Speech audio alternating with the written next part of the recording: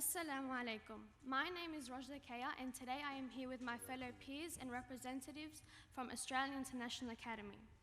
Our names are Yusuf, Rayan, Taha, Rosrin, Hala, Hannah, Zuha and Huda. We are pleased to have the opportunity to speak and raise awareness on the challenges that teenage Muslims face in a contemporary society.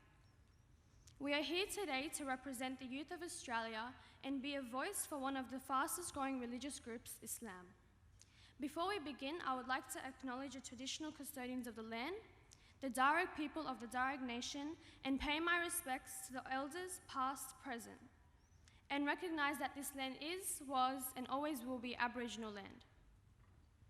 عن أبي هريرة رضي الله عنه قال قال رسول الله صلى الله عليه وسلم بدأ الإسلام غريبا وسيعود غريبا فطوبى للغرباء.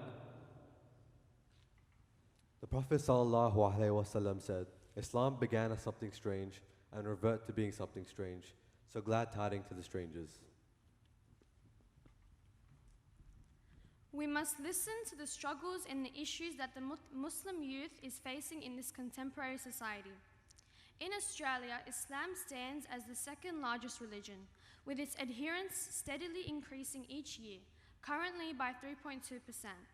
Despite this growth, it is noteworthy that 40% of Australians have reported having no religious connection, underscoring a broader trend of secularization in the country.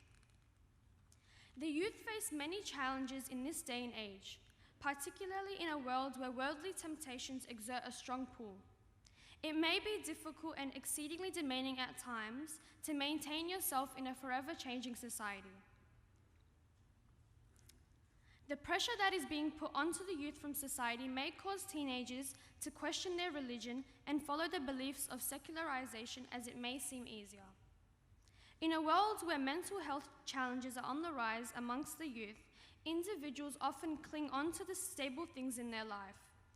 As Muslims, we look at Islam as the stability to maintain ourselves. This is the essence of diversity within Islam. People from diverse backgrounds coming together under the unifying umbrella of Islam. عن ابن عمر رضي الله عنهما عن النبي صلى الله عليه وسلم أنه قال على المرء المسلم السمع والطاعة فيما أحب وكره إلا أن يؤمر بمعصية. It is obligatory upon a Muslim that he should listen to the ruler appointed over him and obey him whether he likes or not, except that he is ordered to do a sinful thing.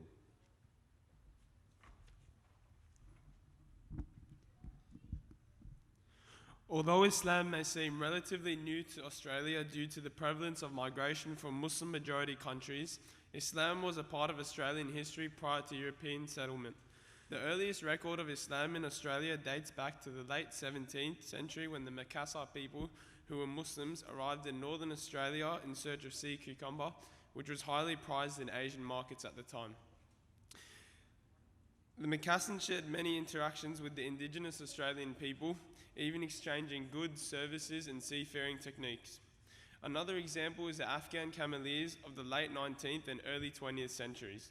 The Afghan Cameleers were a group of Muslim men from Afghanistan, Iran, Turkey, India, Pakistan and Egypt who were brought to Australia to operate camel trains and help explore and settle the country's vast desert interior. They were skilled with camels, a desert animal that was much better adapted to the harsh conditions of the outback Australia in comparison to the European animals. The Cameleers played a pivotal role in the development of Australia's inland regions, transporting goods and equipment for explorers, miners and shepherds, and helping to establish telegraph lines and pipelines. The Cameleers brought their faith with them to Australia. They built mosques in the towns and settlements where they worked and lived. Today, the Afghan Cameleers are recognised for their contributions to Australian history and culture, and their descendants continue to live in Australia. Although the history of these Muslims is not often discussed in textbooks, it is very refreshing to see their efforts become palpable in contemporary society through modern Australian Muslims.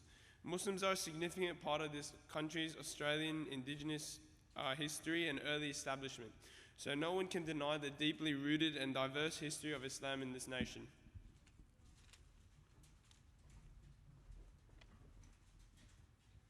قال الله تعالى يا أيها الذين آمنوا كونوا قوامين بالقسط شهداء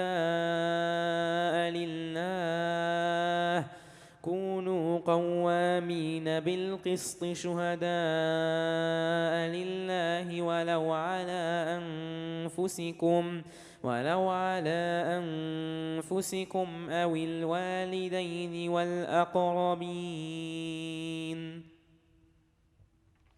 O you who believe, be persistently standing firm in justice as witnesses for Allah subhanahu wa ta'ala, even if it be against yourself or parents and relatives.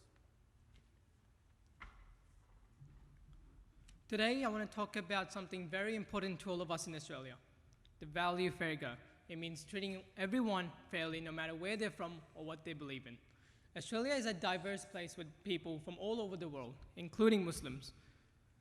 This idea is about being kind and showing respect to each other despite our differences. It encourages us to understand each other better and live together in peace. Problem is when some Muslims feel they have to adapt and assimilate into Western culture to fit in, whether that be changing their names on job applications. For example, they might change Muhammad to Mo to have a better chance of getting the job, or when some workplaces and society restrict Muslim women from wearing the hijab, or preventing to take a break to pray. This goes against the idea of fair go. The fair go idea in Australia and the concept of justice in Islam have something in common.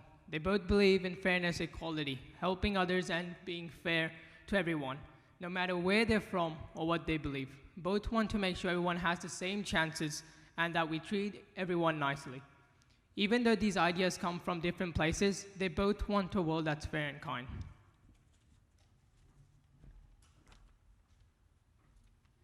قال الله تعالى: يا أيها الناس إنا خلقناكم من ذكر وأنثى وجعلناكم شعوبا وقبائل لتعارفوا إن أكرمكم عند الله أتقاكم إن الله عليم خبير.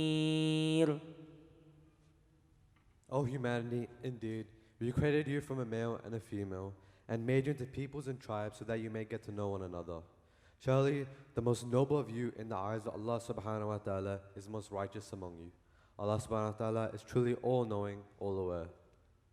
Multiculturalism is a strategy based on tolerance for one another and acknowledging differences is currently under attack. The leader of Britain, Germany, the Netherlands have all publicly stated that multicultural policies have not worked in the past year alone. In a statement in February 2011, British Prime Minister Dave Cameron claimed that multiculturalism has failed to offer a national vision to Muslim teenagers. It is important to understand that we are in a multicultural country. We need to be able to respect each other and connect with each other and each other's beliefs. Our religion promotes values such as compassion, forgiveness, and respect for human dignity, which is the way that Islam has been coexisting in Australia. Islam sets clear boundaries that we should maintain, but also gives us the freedom to be who we are. So Muslim from wherever we are must be appreciated as we are all Muslims.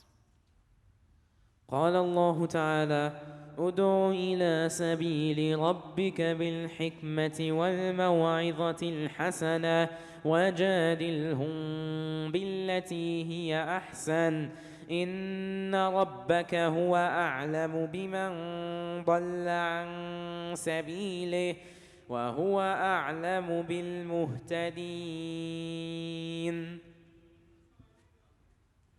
Invite all to the way of your Lord with wisdom and kind advice, and only debate with them in the best manner.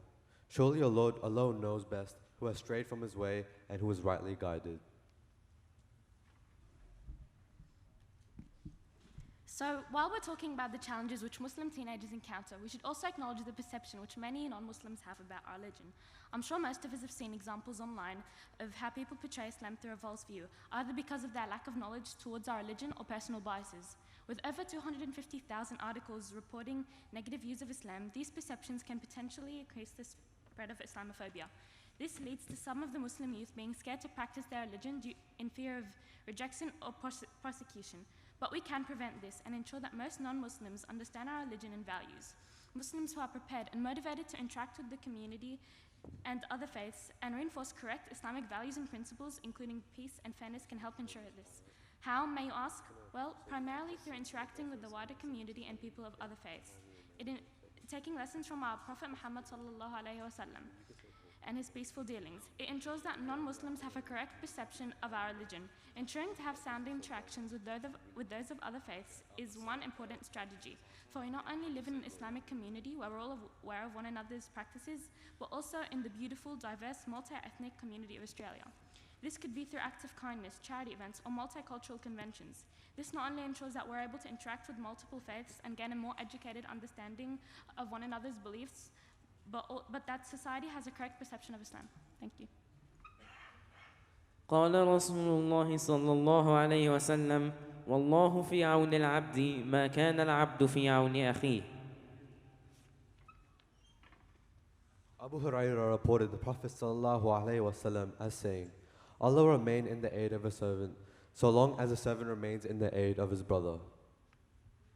Many Muslims in Australia struggle with a sense of not belonging in the diverse Australian community, often due to factors like media, stereotypes, discrimination, and Islamophobia.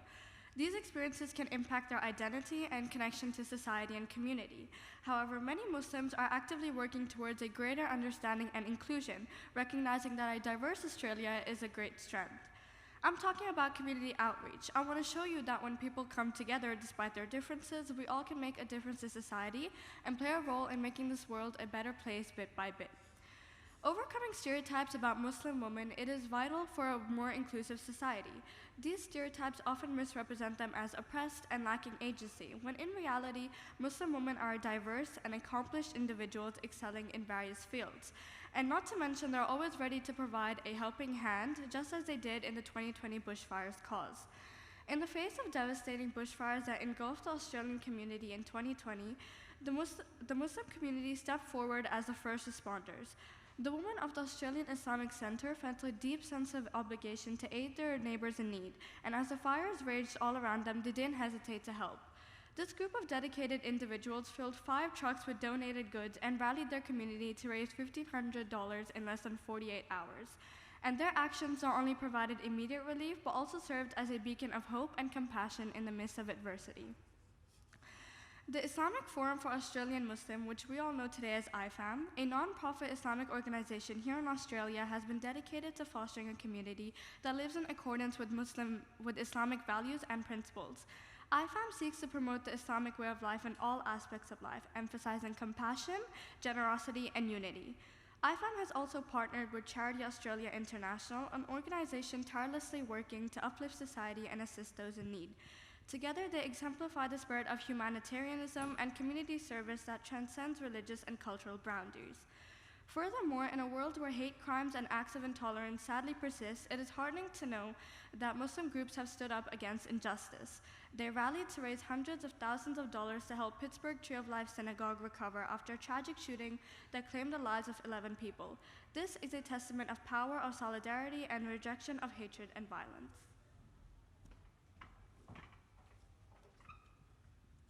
قال الله تعالى لتبلون في أموالكم وأنفسكم ولتسمعن من الذين أوتوا الكتاب من قبلكم ومن الذين أشركوا ولتسمعن من الذين أوتوا الكتاب من قبلكم ومن الذين أشركوا أذى كثيرا وإن تصبروا وتتقوا فإن ذلك من عزم الأمور. You believers will surely be tested in your wealth and yourselves. and you will certainly hear many hurtful words from those who are given the scripture before you and from the polytheists. But if you are patient and mindful of Allah subhanahu wa ta'ala, surely this is a resolve to aspire to. Hi, my name is Daha and this is Huda, and today we are going to be talking about challenges and solutions of Islamophobia. The increasing prevalence of Islamophobia universally has led to affect Muslims of all ages, especially affecting the new generation of kids and teenagers, as they fear following their religion due to being bullied or secluded from society, which is the biggest fear any child could face. Challenges of Islamophobia faced by the Australian Muslim community. The report, based on incidents reported to the Islamophobia Register Australia between the years 2018 and 2019, includes 247 verified incidents, including 138 physical and 109 online. These cases provide valuable insights into the manifestations of Islamophobia in the Australian context.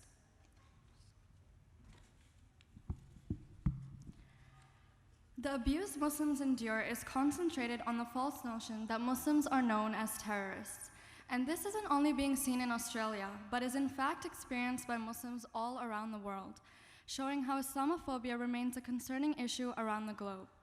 But the question of why we suffer still arises. Why should our Muslim population be compelled to suffer for their faith and be forced to dissociate themselves from it? The first step in overcoming Islamophobia as young Muslims is accepting who we are. It's only when we accept our true identity that we obtain our power and are able to solve this ongoing issue. Because in the end, we are Muslims and we should be proud of it. On behalf of the Australian International Academy, we thank you for listening to our talk today.